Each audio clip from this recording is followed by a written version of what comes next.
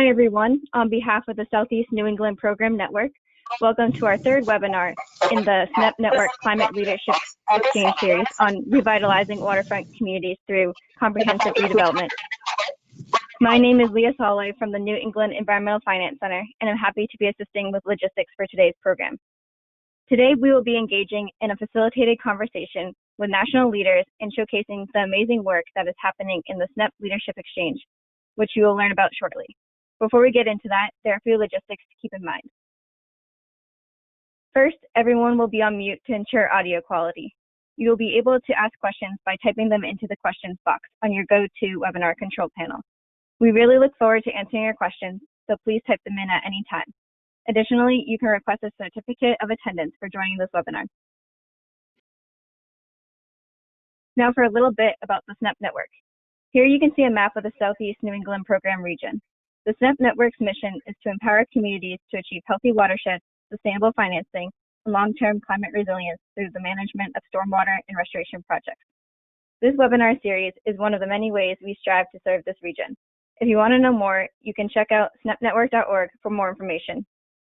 On that note, I'd like to hand things over to Joanne Throw, President of Throw Environmental and Senior Fellow at the University of Maryland School of Public Policy. Joanne, please take it away. Hey, thanks, Leah, and apologies to everybody that we were a couple minutes late. We had some audio technical difficulties, but bear with us as we're all used to this. So thanks for joining us. This is session 3 in our leadership exchange, and as Leah just was describing, this is part of an effort we are building with the SNEP network, and we are so pleased to focus our efforts on one community, Wareham, Massachusetts, which you'll hear a little bit about in a few minutes.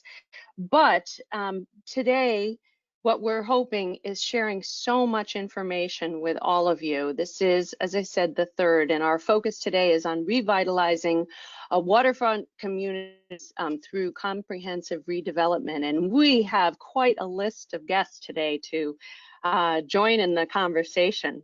So with that, though, before I introduce our guests, we have from Burlington and Boston and Chattanooga and Annapolis and Tillman Island. I first want to go through a couple key points here. As we are moving forward on this leadership exchange, although we are focusing just on one community, please note that we recognize that these themes are just so common throughout all of the communities who are listening. And with that, we have taken the liberty of having multiple ways that we are trying to share the results of these sessions. So when we take a theme and we have a closed session and we spend the morning working together with other experts in other communities who have been there, done that, have great ideas. They are the experts out there. And we bring that to our selected community, which is Wareham, but we invite other guests to attend as well. And those guests are from the region. We ask them to listen in, share their questions, expand the ideas. And then what our hope is to then share that with you in 2 ways. One is through this webinar, but also with our podcasts. And if you haven't already listened to them, I'm sure you've done so, but please go to the SNEP network and enjoy those podcasts that accompany these sessions, because we know we have so much to offer here with our experts and limited time to do so. So I encourage you to go to snepnetwork.org and listen to them.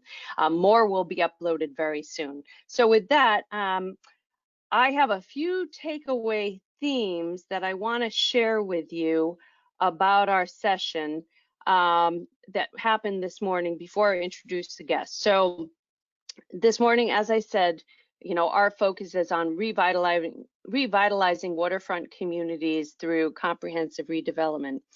And Dan, Kyle, and I, my partners in crime in organizing these efforts for the SNEP network, we had a few moments to come together, and here were some of the key themes we heard this morning. Assemble a dedicated leadership team that builds support around consensus, very important. Let the community drive the problem definitions and solutions process. Pursue innovative partnerships where outside groups can play their most effective role. Balance mixed-use waterfront uses, such as water-dependent, water-supported, water-enhanced, in the right way for your town. Also, make sure public access to the waterfront is maintained and isn't developed out. Plan with the future in sight. Be flexible, knowing that things planned, zoning should change as your community does. And lastly, never lose sight of the unique character of your community. And with that, we have so many unique communities here. And Kyle, if I can have you put up our introductory slides of who's joining us today. So it is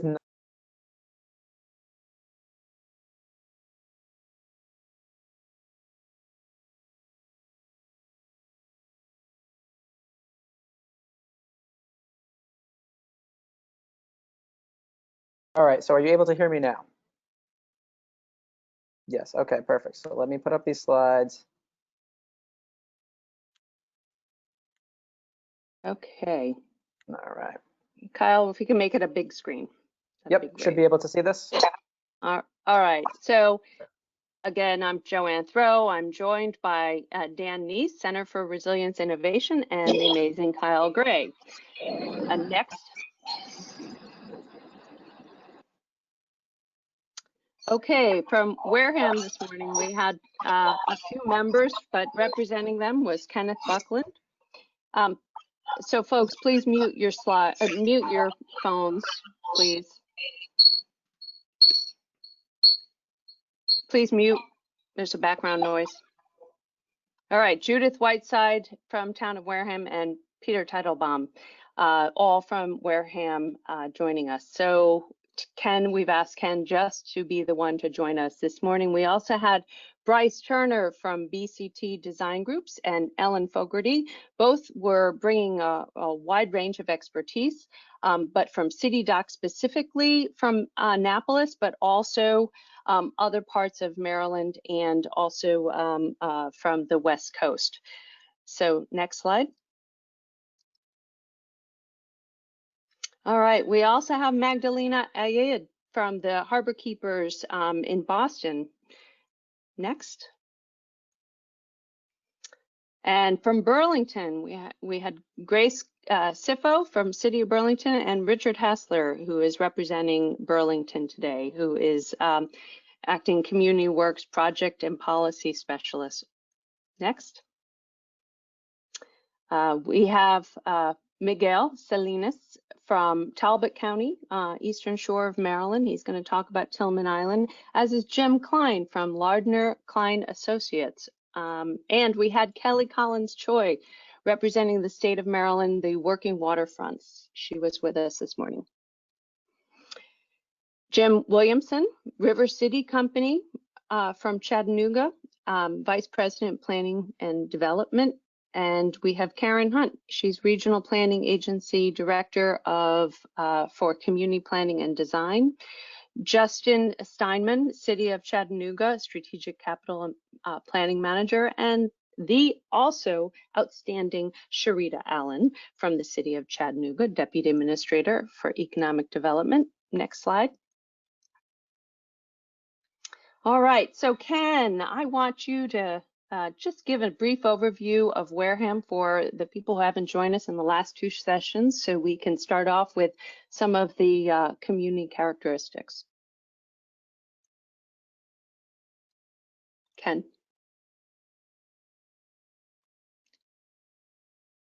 Ken Buckland, we can't hear you. Boy, we're having audio problems today. I'm sorry, everybody. Ken?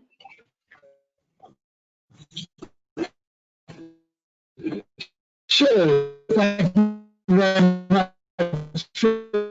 Oh. Ken, I'm sorry. Ken, I'm gonna stop you. It's just not coming through. Kyle, why don't you take this over? I think you come in loud and clear. Absolutely. You can hear me all right, Joanne? Yes, I can. Sorry, Ken. Sorry about the technical difficulties today, everybody. GoToWebinar is just not working with us. But to start off with, this is Wareham, Massachusetts. It's our exchange community, and it's the one we're focusing all of our efforts on through this entire series. So as Joanne mentioned, we've had 2 webinars already. This is the 3rd one, and this is the biggest one, focusing on Wareham's waterfront redevelopment.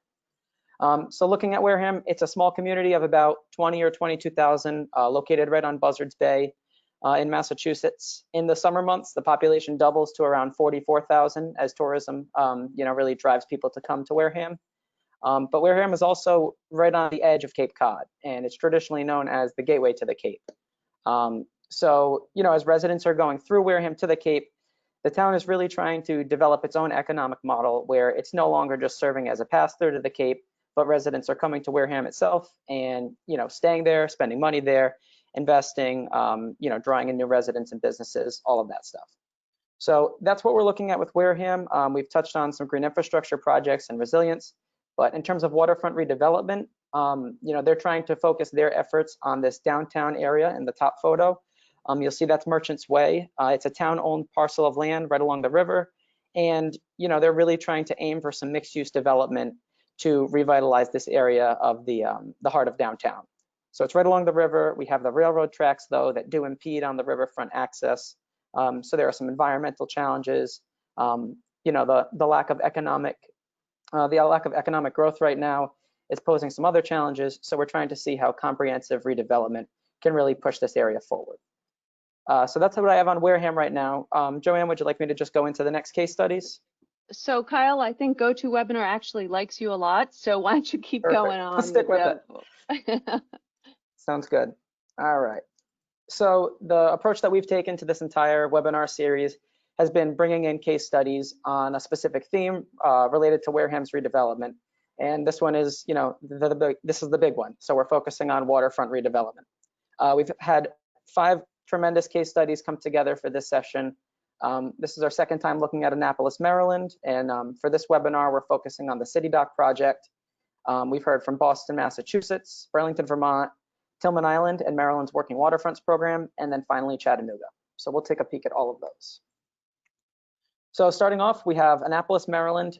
So this is the City Dock area that we're focusing on for this webinar. City Dock is the downtown economic hub of Annapolis. On the right side in this bottom left photo, you'll see that there's a lot of impermeable surface. There's a huge parking lot, and on the opposite side, we have some other roadways, other parking lots, development. So the natural space in this downtown area, the public access to the waterfront just isn't there. In terms of, the economy, some of the retailers in this area, you'd think they would have, some of the best locations, but with the parking lot and the other social hazards, the economic growth just isn't what the city wants it to be yet. So the plan for City Dock, which was first laid out in the ULI, that's the Urban Land Institute, and their study of the downtown area, found that there needed to kind of be a revitalization of City Dock, and that's going to include raising the City Dock area to accommodate for sea level rise. It's also going to include some economic initiatives and some more access to the waterfront to engage the community in this new vision. So on the bottom right, you'll see kind of a schematic for what City Dock might look like in the future. We have some green spaces. It's a lot more walkable. It's more pedestrian friendly. We have more economic growth, in this downtown area. And this is all happening while they're taking into account sea level rise in the next couple of decades. So we also heard this morning from Eileen Fogarty, who could not be with us this afternoon. But Eileen worked in she's a planner who has been working on this City Dock project in Annapolis, and she's also lended her expertise to a number of different cities across the country, both on the East and the West Coast. So when Eileen spoke this morning, she told us, a little bit more about some of the planning projects that she's been involved with. And by and large, the one that she, recommended the most in terms of the takeaways that could be applied to the East Coast was Santa Cruz, California. They had some issues following an earthquake, which really forced them to redevelop from the bottom up. They had to kind of start from scratch.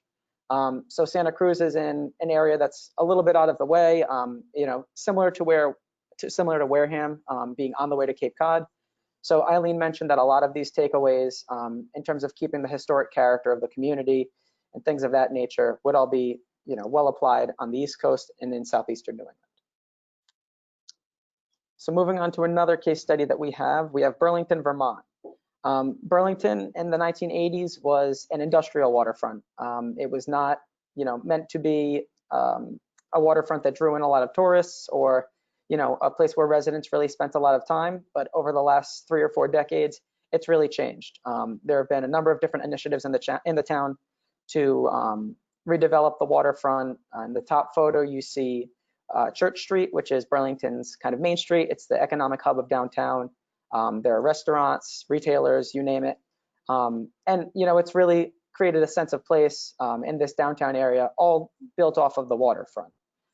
So we heard from Richard Hasler, who is, has spent a good portion of his career in Burlington, and he was a great resource for us to have as we learn some of the key takeaways from Burlington's redevelopment, and we'll hear from him a bit more later.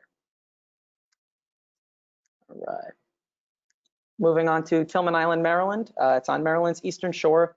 This is a lot smaller community than both Burlington and Annapolis. So we're looking at a community with around 1,000 people. It's a historically working waterfront. We have a lot of agriculture, fishing, oystering, you name it. And these traditional waterfront uses are really being put to the test right now, because as these industries start to decline and the community is looking to bring in tourism and new residents, they're trying to figure out how to balance these mixed uses. And that can be a really difficult thing to do. And, balancing mixed uses was a running theme that we heard throughout our entire session this morning. We also have Chattanooga, Tennessee. I think this is one of our most well-rounded case studies that we've brought into this exchange so far. We have instances of green infrastructure, resilience, smart growth, redevelopment, you name it. So again, in the 1980s, similar to Burlington, Chattanooga had an industrial waterfront. They embarked on the 21st century waterfront plan that really helped to develop the downtown area into one that was more connected to the water. So over the course of the first decade or so of the 2000s, Chattanooga really saw this plan come to fruition. So they've kind of gone through a couple different phases of redevelopment. There was the first one that took place in the 80s. It's happened again throughout the first quarter of the 2000s. And then looking forward, Chattanooga seeing the need to continue redevelopment. Some problems have been solved, but other challenges have arisen. So they're really looking to keep the connectedness to the water and develop a sense of place in the downtown area for residents to make sure it's not just driven by tourism. For some reason, keeping with the technical difficulties of the day, the Boston slide is not showing, so I will just briefly go over Boston. Boston, Massachusetts, it's one of the country's, especially New England's, one of its greatest waterfront communities. And in terms of redevelopment right now, Boston is really taking the lead with making its redevelopment efforts tie into its climate planning. So Boston recently completed its Climate Ready Boston plan, which takes a comprehensive look at how the city is going to plan for climate, but also looks at how it'll tie those climate concepts and those initiatives into redevelopment moving forward. So we did not have anyone from the Boston team join us this morning, unfortunately, but we do have Magdalena Ayed, who is joining us this afternoon. And she is with Boston's Harbor Keepers. It's a grassroots nonprofit that really works to engage the community, especially in areas where they might not traditionally be engaged. So, in all of these communities, we see redevelopment happening, and it's all community driven. So that was really, the running theme for our case studies in this session. And I would love to turn it back over to Joanne so we can hear a bit more from all of the great leaders and presenters that we have with us today. Terrific. Thanks, Kyle. And let's hope no more technical difficulties with GoToWebinar. You ended with Boston and Magdalena, and I'm going to start with you, Magdalena. My first question, I'm going to pose some questions to all our guests, and then I'm going to open it up for people listening in because I know they'll have questions as well. Magdalena, you and I had a great conversation recently, and people can hear more about Boston's efforts on the podcast. You like how I plug that? But Magdalena, can you speak about the process of ensuring that the people in the community are front and center in the redevelopment planning process? How have you met people where they are?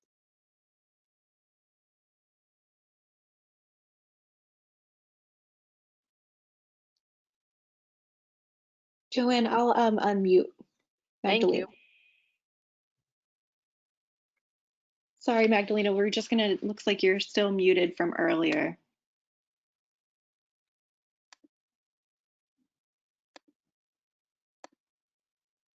Okay, try enabling your microphone.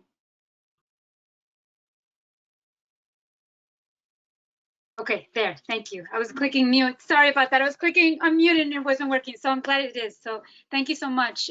Could you just repeat the question so I have it in its entirety so I can answer as fast as I can? Sure. So can you speak about the process of ensuring that the people in the community are front and center in the redevelopment planning process? How have you met people where they are?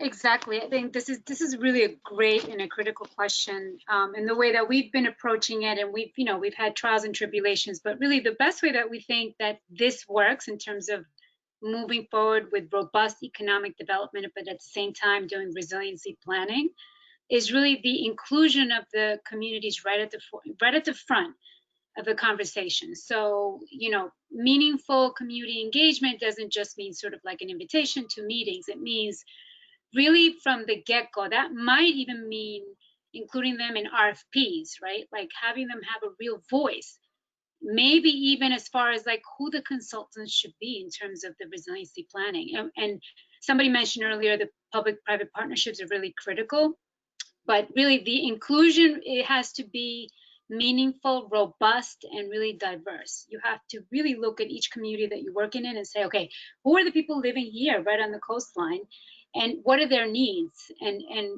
how can it be really valuable to this process from the beginning. So not sort of coming in at the middle of the process or towards the end, really having those conversations and allowing them really to voice their concerns, their needs, even being part of like the design process. Like we recently did that with Vision Chelsea Creek. It's a process that where we're doing visioning and community stakeholder engagement planning on the Chelsea Creek in an industrial area. And we really had the community sort of learn about design processes and then sort of join in.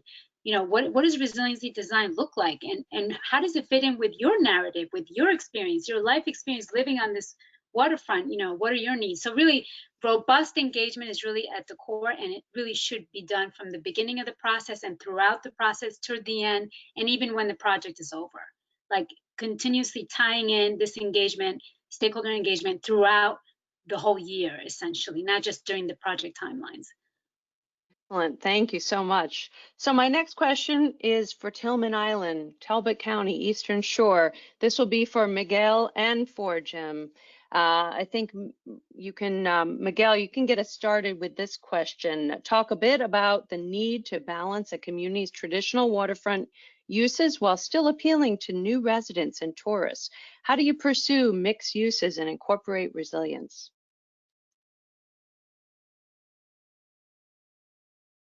Jim or Miguel, you want to? You have to unmute. We mass muted folks at the beginning of the webinar so they can't unmute themselves.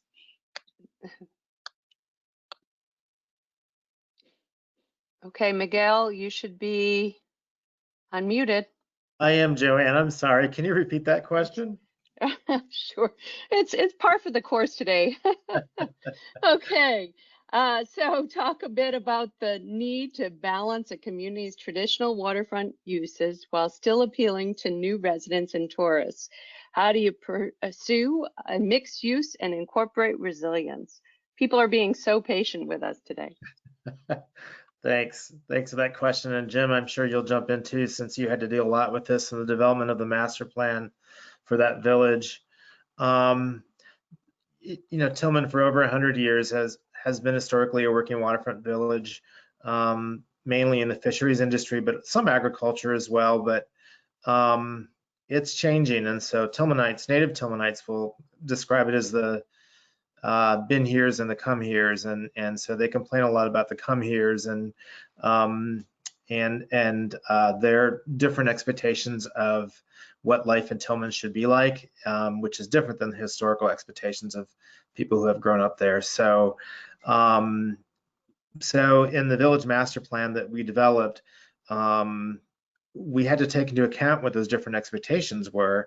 One thing that did come out loud and clear, though, in that master plan from the groups that had grown up there and the group that participated that had moved there recently, was that they all valued that waterman's way of life, that historic working waterfront, and didn't want to lose the essence of what Tillman was. And they were concerned that the remaining waterfront properties that we had, which were being used for working waterfront businesses in the marine industry, that we were going to lose those permanently. And so the master plan that we developed with Jim Klein's help in that process really tried to achieve that type of balance. There were expectations from some of the people that moved there that they wanted to see more tourism, more nature-based tourism, but overall, everybody agreed that the preservation of the working waterfront properties were most important. So, so to that end, we are working to do that through regulatory changes that would create a new zoning district that would prohibit a lot of uses that are incompatible with that marine-based nature of that village along the waterfront, and prohibiting out those uses that were incompatible with that nature. And so we're going through that process now. Tillman is a mixed-use community. It's a small village. There's only about 750 people in the village. About 40% of the homes in Tillman are considered second homes by homeowners who come there during the summer to enjoy the village life. But for those 100 plus years, when you have a property that's a fisheries activity next to a house that is a single family detached residence for somebody, and next to a restaurant that has outdoor music, they've just always figured out how to get along in that type of mixed use community.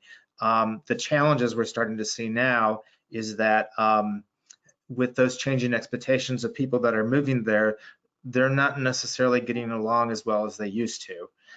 So it's something that we really have to figure out. Jim, you might want to talk about some of your experiences. You were in the middle of some of those battles between the been here's and the come here's that you had to deal with in Tillman. Yeah, thanks, Miguel. I think one of the key things that we found out in getting everybody together was that they did value the authenticity of the working waterfront way of life. And a lot of people, even the retirees that came there, came because they liked it, because it was so authentic and real. But preserving that authentic way of life, as we've come to find out, is a real challenge. So when identifying where those working waterfront assets are found, those assets were identified together, in a group setting. It's kind of changed a little bit here and there, but for the most part, people were able to express their opinions about what they thought working waterfront really was, where it was located, and then what supporting uses and things that were necessary to keep that way of life. And we found also that some of the supporting businesses had real challenges meeting the regulatory environment that they operated under, and if there was any way that they could get some break from that. And we did that through that working waterfront overlay district that's under consideration now to incentivize certain kinds of uses that were supportive of those working waterfront uses. Terrific, thank you. All right, I'm going to switch over to Chattanooga. Let me ask Sharita, I've got a question for you. How has the image of Chattanooga changed in recent decades, and how has this changed?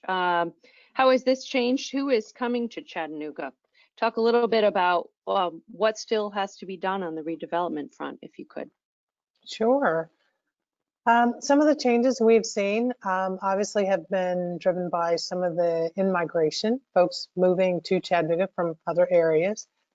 Much like Wareham, we're a city that is that historically been a pass-through city. People will pass through Chattanooga on the way to Atlanta or Nashville or Birmingham or Knoxville.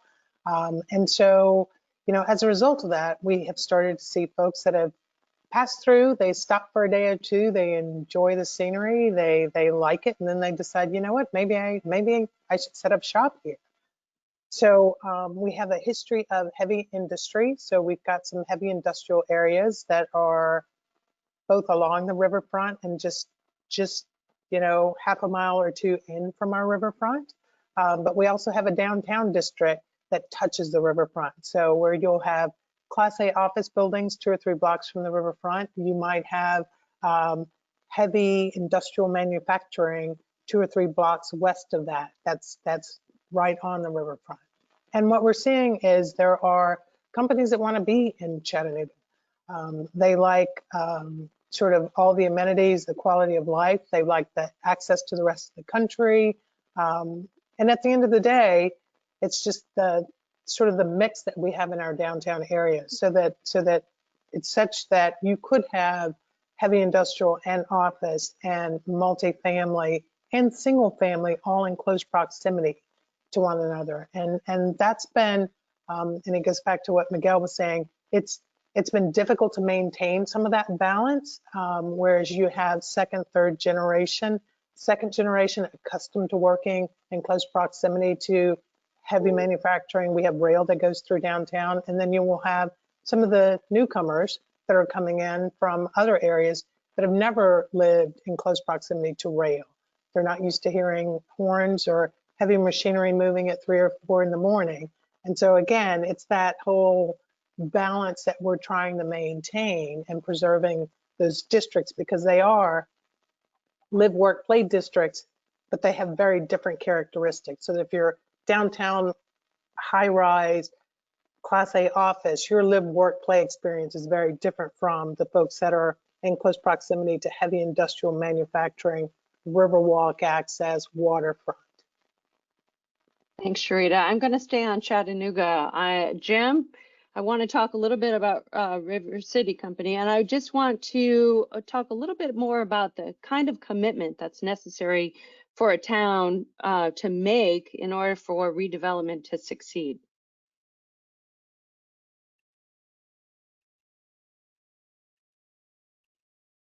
Yeah, Tess. I'm getting it. Yep, I'm going.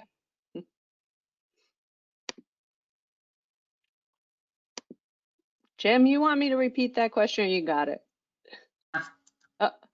There we go. There you are. Yes. In my frenzy to try and unmute myself, I did not hear your question. So yes, please. That's okay. What kind of commitment does a town need to have to make in order for redevelopment to succeed? Just following up at what Sharita said. Yeah, so well, the commitment that we made here in Chattanooga was a financial commitment, first of all, and the formation of, we're lucky enough to have partners and 2 foundations here in Chattanooga based on Coca-Cola bottling inheritance. And those foundations were very instrumental in creating River City Company, which was formed in 1986 to come to work every day and implement the Tennessee River Park Master Plan. And so that was the commitment that the people of Chattanooga made.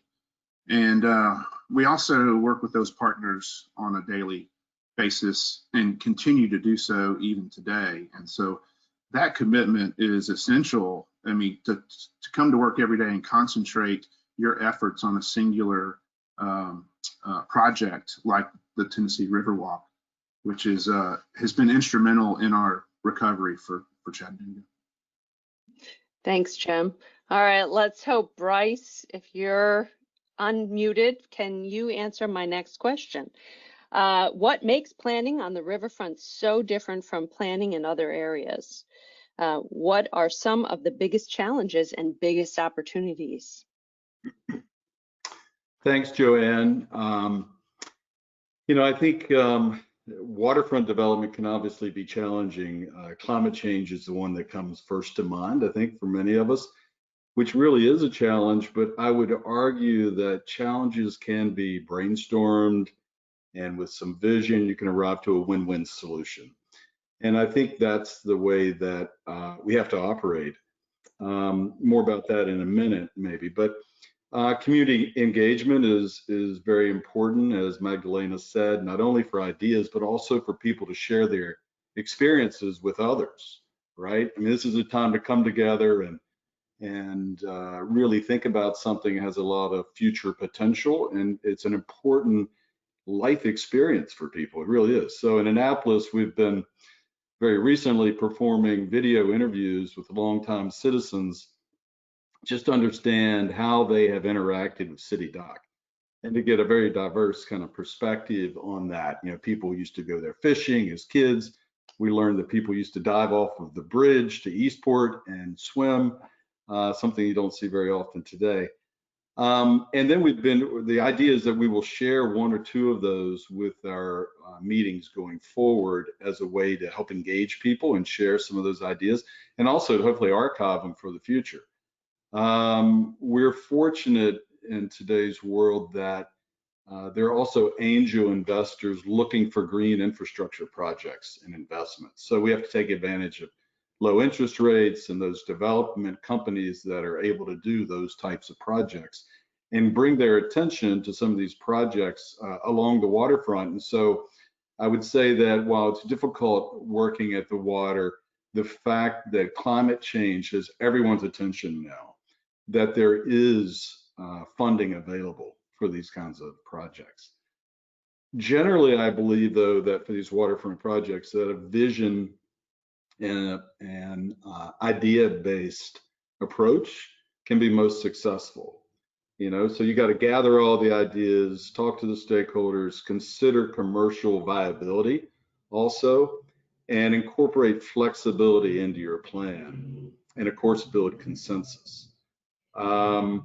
You know, I mean, changing uses, especially at the ground level, is the reason we need flexibility. I mean, there's kind of been this double whammy. Not only is it the way we distribute goods and services to people changing with Amazon and the internet, but also now with the pandemic, you know, it's just been a double whammy on these small businesses. And so this type of investment, green infrastructure investment into waterfront communities, can really create the kind of opportunity for people to expand and to maybe have tourism, but it's got to resonate with the locals in order to have the authenticity that it needs.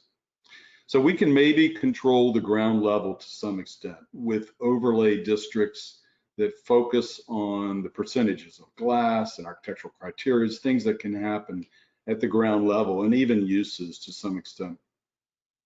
But correct zoning may actually be more of a form-based zoning because we focus more on, you know, the envelope of the building and some of the design character of it, rather than simply on the use. And because those uses are changing, and as Dan Neese has said, it's really something we have to be aware of because it's clearly going to change. Buildings have to be flexible. And I think that's one reason why old warehouses have become so attractive to a lot of us because of some of their interior flexibility in terms of size and open floor plans. Years ago, I cut my teeth on a warehouse project in Chattanooga called Warehouse Row, which was right about the time that the River City effort was getting started, I think in the 80s. And I think those kind of warehouse projects have done well since then, and there's a reason for that. And that's one reason why some of our new architecture and some of the new placemaking that we're doing as a firm involves those types of structures that can be flexible and have universal space, if you will.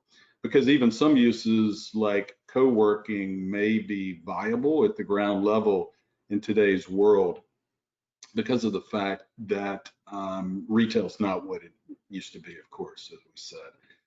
Right. So, and lastly, I'd say there are opportunities that exist for cultural and nature tourism and education to continue some of these sunset industries. You know, in Maryland, we can do this by, you know, having some of our watermen take youngsters out on their work boats to haul in oysters and crabs, and some of the things that we're looking at in Easton and Cambridge.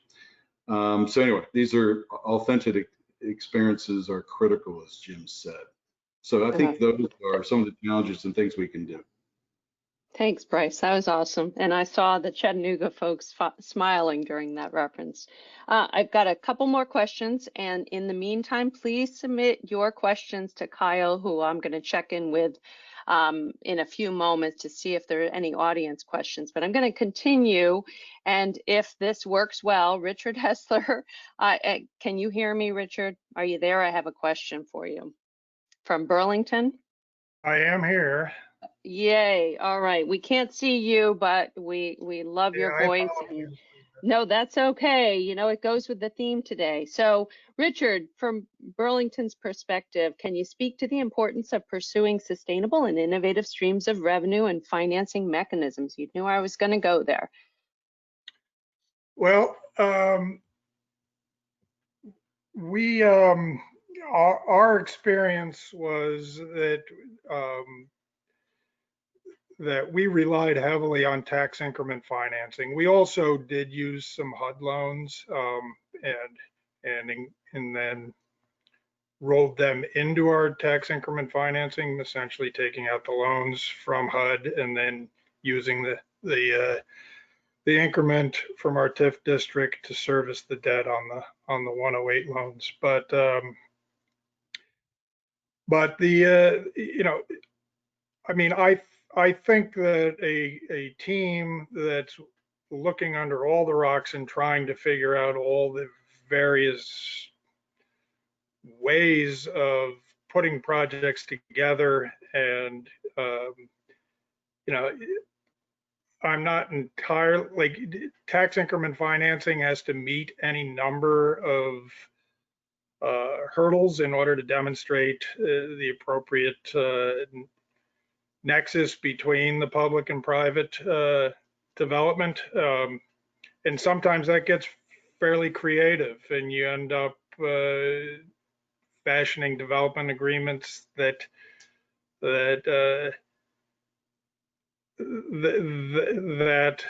sort of move the money in ways that sort of boggles the mind. But in the end, you know, the background for those who weren't in the morning session was that I came at this from a position of being the city attorney who had to make sure that we were statutorily in compliance. And I found myself doing a lot of gymnastics in order to make it all work, and then getting the appropriate sign-offs and everything. But you know, I mean, I think that if you bring the right people on board and you work with the right development teams, the private developers, and establish the right relationships, that invariably there is a path to yes. It's just a matter of getting people together and finding out how it can be done. Now, Thank you. In some cases, it took us years and years. I mean, we worked on our Moran plant that I described this morning, which was a decommissioned coal plant, and repurposing that. That was actually decommissioned 10 years before we even established our TIF district, and we are working on it now. And it went through probably permutations of financing and repurposing probably a dozen times before we finally got something to go. So. Thank you. Thank you, Richard. I appreciate that.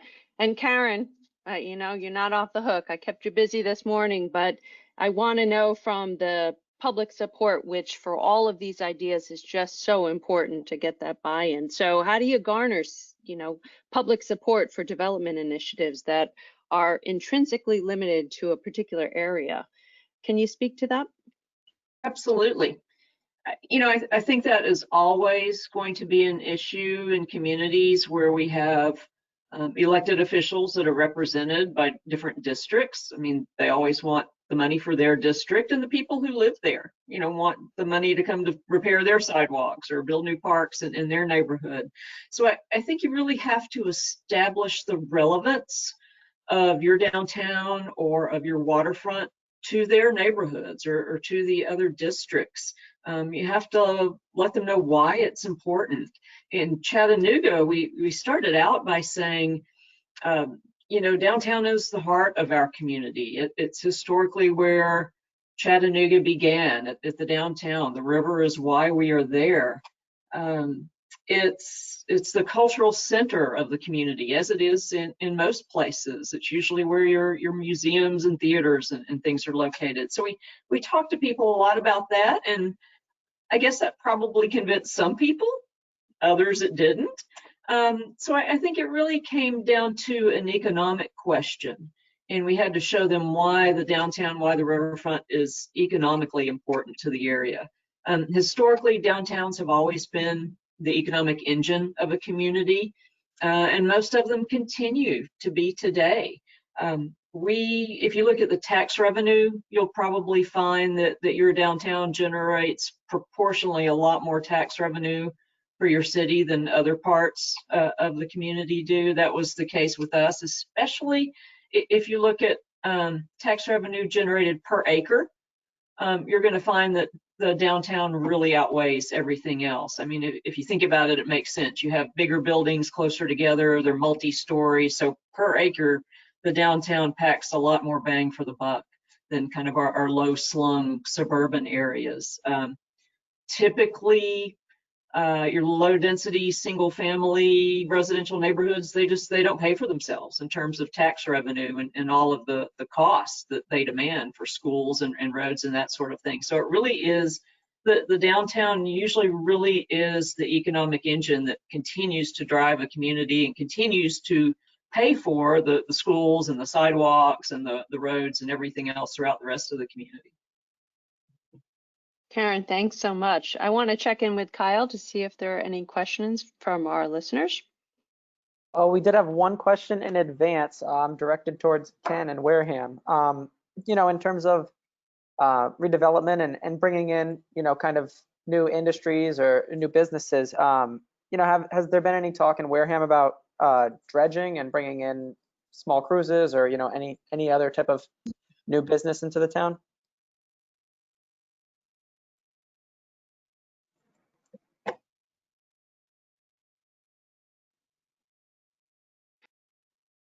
Tess, if you can unmute, Ken, please. Ken should be unmuted. No, he's not.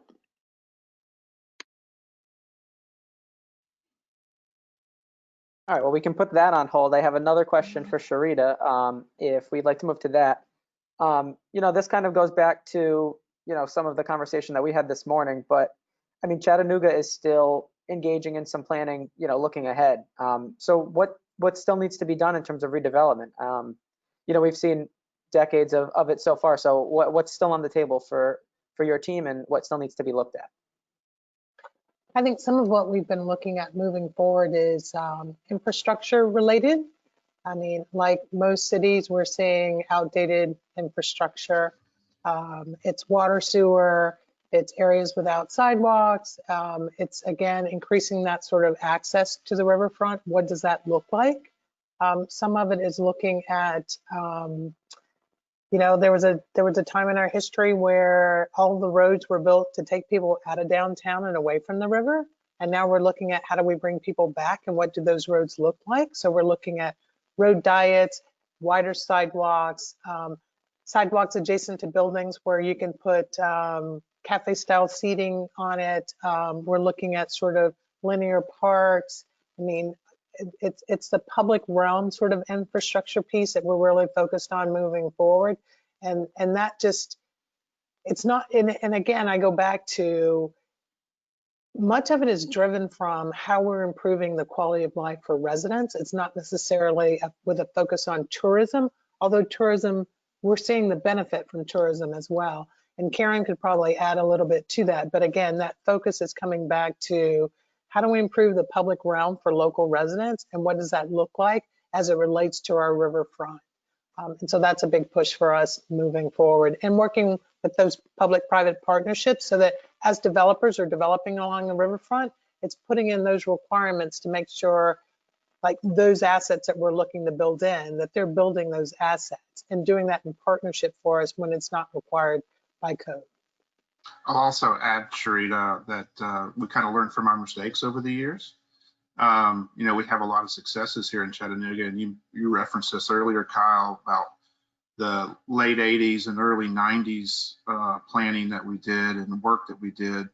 And then we came back in 2000 and with the 21st Century Waterfront Plan. And so it's been, you know, 15 years since that was implemented, and we see the need to go back and fix some of the things that we learned through that process that could still have improvements. Some of the polish that's worn off of the things in the riverfront that need to have that attention ongoing. And so we're doing that again. River City Company is in the middle of the One Riverfront plan, and we're trying to be more inclusive of who we get outreach and input from. In the past, it's always been the same old folks that we always get at the same old planning meetings, and we realize that you can't just rely on that these days. You actually have to be very intentional, and someone was talking about this earlier about the outreach, and it's been very difficult, quite honestly, in the last 9 months or so to do so, but we're finding some successes, and hearing those voices from not just the people who you always hear from. It's getting into those communities and getting those voices as well, and then going back to them after you hear what they're saying and telling them, here's what we heard and here's what we're thinking about doing, and making sure that you're testing those ideas along the way with the people that you're hearing from, and then also going back even later and saying, here's what we heard, here's what we did, and this is how we're trying to address the issues that we heard from all of the people that we're getting that input from. So I think it's important to do that, and we keep doing that over and over again, and in probably another 20 years, we'll be back doing the same thing along the riverfront, learning from the mistakes that we did this time.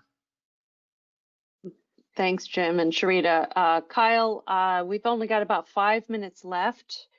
Do you have any other questions, or can I have a few more? And I want to make sure I give a moment if Ken's unmuted. Ken? I believe I am. Perfect. Okay. Better Ken than me. Go ahead, Ken. Okay, Ken, do you want to answer that just quickly, because I'm mindful of the time? Do you want to answer the previous question and also give some key takeaways from what you heard and how Wareham is going to use some of this information? Sure. On the first question, the downtown is split by a grade level train and road highway bridge, Route 6, that essentially cuts off boating access to the upper reaches around the Merchants Wharf. So we're talking about pedestrian access to the waterfront there. South of the bridges, we have working waterfront. We have shipbuilding and 2 marinas and recreational docks that exist there and has access to the Buzzards Bay. So we have a split in our long-term outlook. What may be that with sea level rise, we have to reconsider the bridges and think about ways that will address that as it comes. And at the same time, thinking about access through the waterway to the northern reaches as well. What I've learned is an awful lot. This has been actually an excellent session with a lot of good ideas, and thank you all very much. I think what we're going to have to do is I'm going to have to hunker back down with the redevelopment authority and talk about strategies based on what you've presented to us about how we can proceed with, because we still have a big piece of this with the ownership of the town land and the state land in the downtown area. And we have interested developers who are coming forward as well. Maybe because of the opportunity zone, or maybe just because the market is such that it has that potential at this time.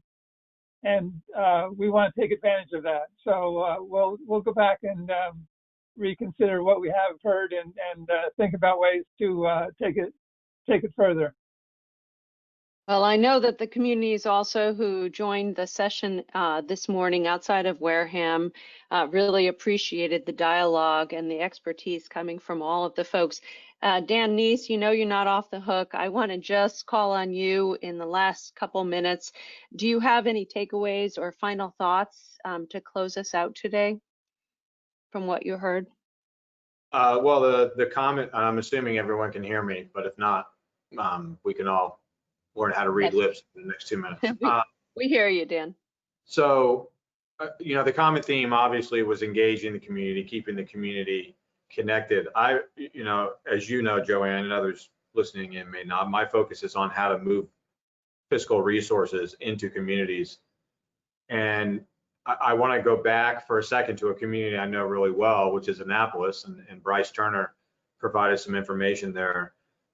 Ken made the joke about we hope that we don't have to have a disaster in order to have redevelopment. And he made that comment this morning as we were talking about Santa Cruz and the earthquake. But honestly, I think the genuine opportunity that all of these communities have is change, and specifically climate change and the impacts climate change is going to have. That is a big theme of what we've been trying to do with this project.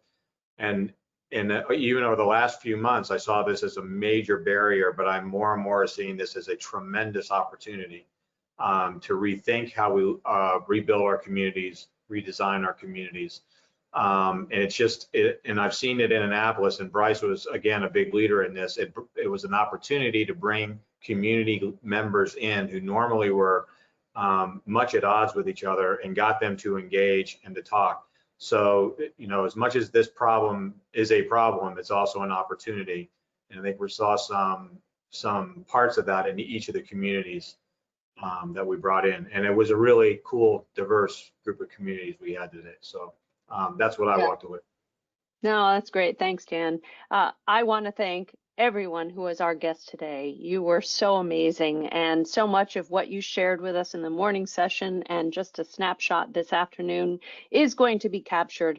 We are going to share it with Wareham, of course, from each of our sessions, but what we're also going to do is be able to share it with a wider audience, all the people listening now, all the communities who might be interested to glean some of these great ideas.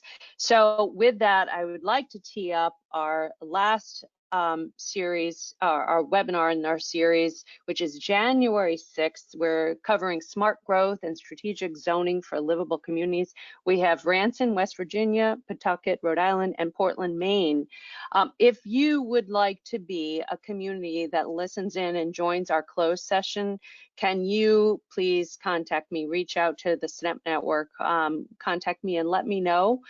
We're keeping it very small so we can have a good dialogue, but Wareham has generously opened the doors to have other communities join in. If you think that is right for you, please, I encourage you to consider joining us.